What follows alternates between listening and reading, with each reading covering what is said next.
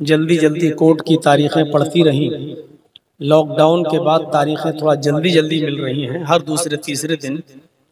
इसलिए मुझे सबसे पहले अपने आप को भी देखना है, तो परेशानी थी और मैं नहीं जा सका। ये 2 दिन का टाइम मिल गया, सैटरडे को यानी कल और परसों 2 दिन कोर्ट बंद थी। तो मैंने मुस्लिहुद्दीन साहब से कहा कि आपके यहाँ लगता है कि मैं पहुँच जाऊँगा इंशाअल्लाह। बहरहाल आनन फानन मैंने जल्दी से टिकट निकाला और आजकल आप जानते ही हिंदुस्तान में हर काम जुगाड़ से चलता है। टीटी से सेटिंग वेटिंग करी, वरना तो आजकल कंफर्म टिकट हो तभी आप जा सकते हैं।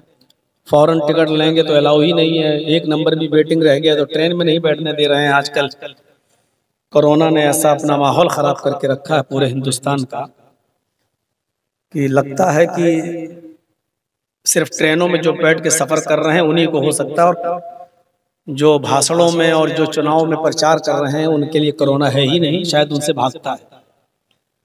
तो सिर्फ जलसों में होता है या मरकज़ में निज़ामुद्दीन में मौलाना साहब के मरकज़ में होता है, और जहाँ नेता लोग प्रचार करेंगे चाहे वो लाखों की तादाद में हो, वहाँ कोरोना नहीं होता है। कोरोना मस्जिदों में होता है, कोरोना हॉस्पिटल में होता है, कोरोना ट्रेनों में होता है, कोरोना चुनाव प्रचार में नहीं होता है। तो हम भी उसी के शिकार हैं। अल्लाह ताला ने यहाँ तक पहुँचाया। अल्लाह ताला से दुआ है कि बारे इलाह बहुत देर तक आप बैठे हैं, थोड़ा और बैठिए और अल्लाह हमारे बैठने को कबूल फरमाए। जो बातें कही गई हैं और कही जा रही हैं, अल्लाह कहने वालों को और सुनने वालों को अमल की पूरी पूरी तौफीक अता फरमाए। एक मौजू मैं उठा रहा हूँ आज, इस मुआशरे की इस्लाह पर उसकी बहुत ज़रूरत है। हर चीज़ में हम फजूल खर्ची देख रहे हैं। फजूल खर्ची सिर्फ यही नहीं होती है कि शादियों में हम 200-300 आदमियों की बारात ले जाएं, तरह तरह के पकवान पकाएं,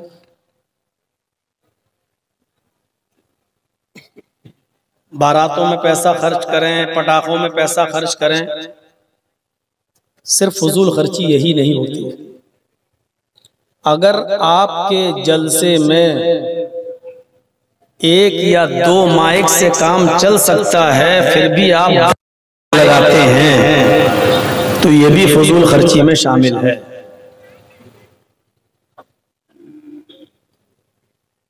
आपने अगर 10 मौलाना को स्टेज पे बुलाया है और दावत दी है, और उसके लिए 2-3 या 10 मीटर का अगर एक स्टेज से काम चल सकता है, फिर भी हम 50 मीटर का स्टेज अगर बनाकर तैयार कर रहे हैं, तो ये भी फजूल खर्ची है।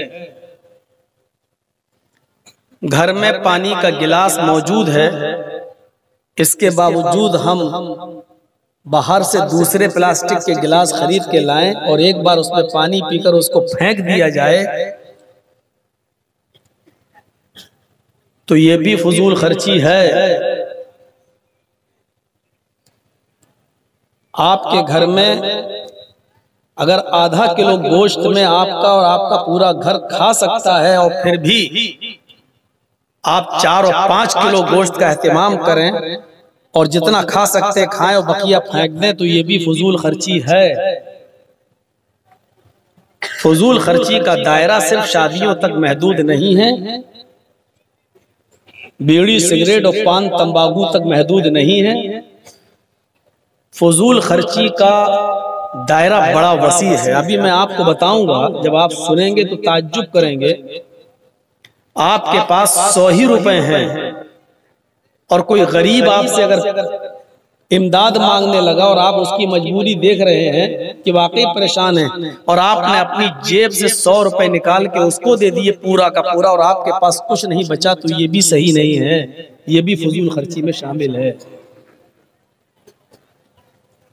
दीनी काम में दे रहे हैं आप, किसी गरीब को दे रहे हैं आप, एक मजबूर आदमी की मजबूरी में काम आ रहे हैं आप, लेकिन आप खुद नंगे हो रहे हैं, आप खुद दूसरों से भीख मांगने के कगार पे आ गए हैं, लेकिन आपके पास जो वो दूसरे को दे रहे हैं। शरीयत इससे भी आपको रोक रही है। अभी हम बुखारी और मुस्लिम की किताबों के और हदीसों की किताबों के अभी हवाले देते हैं, थोड़ा सा सब्र कीजिए, हम देखें। आइए पहले कुरान की 2-3 आयतें हम सुन लेते हैं जो फजूल खर्ची के सिलसिले में है, उसका तर्जुमा, और उसके बाद फिर वाकयात की तरफ हम आते हैं। तारीखी तकरीरें, ऐतिहासिक तकरीरें आप सुन चुके हैं, अब कुछ बातें कुरान और हदीस पर मबनी भी सुन लीजिए।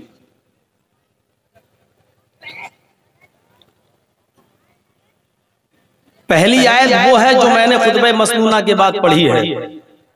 उस आयत के एक एक लफ्ज को पहले गौर से सुनिए। या बनी आदम खुज़ू ज़ीनतकुम इंदा कुल्लि मस्जिद वकुलू वशरबू वला तुसरिफू इन्नहु ला युहिब्बुल मुसरिफीन। कुरान करीम की आयत। आए आदम के बेटो, आए आदम की औलाद, आए आदम की संतान, जब भी तुम मस्जिद के अंदर जाओ तो मस्जिद में जाते वक्त तुम जीनत अख्तियार कर लिया करो, मुकम्मल कपड़े पहन लिया करो, खूबसूरत ड्रेस पहन लिया करो, अच्छी जीनत अख्तियार कर लिया करो।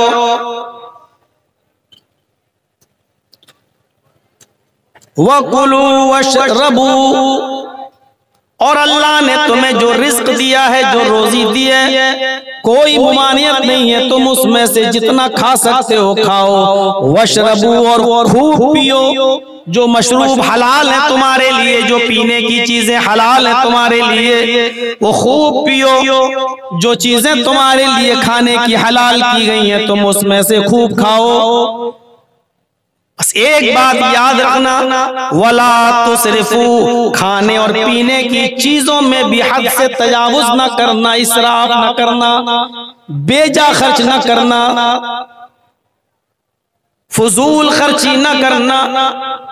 हलाल चीजें खाने की इजाजत है, हलाल चीजें पीने की इजाजत है।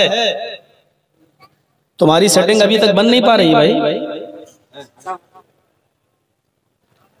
ये तो सब्र वाले लोग हैं जो सब्र कर रहे हैं, वरना इतने इतने ऊंचे तुमने मोबाइल लगा रखे हैं, जैसे लग रहा कुतुब मीनार यही है।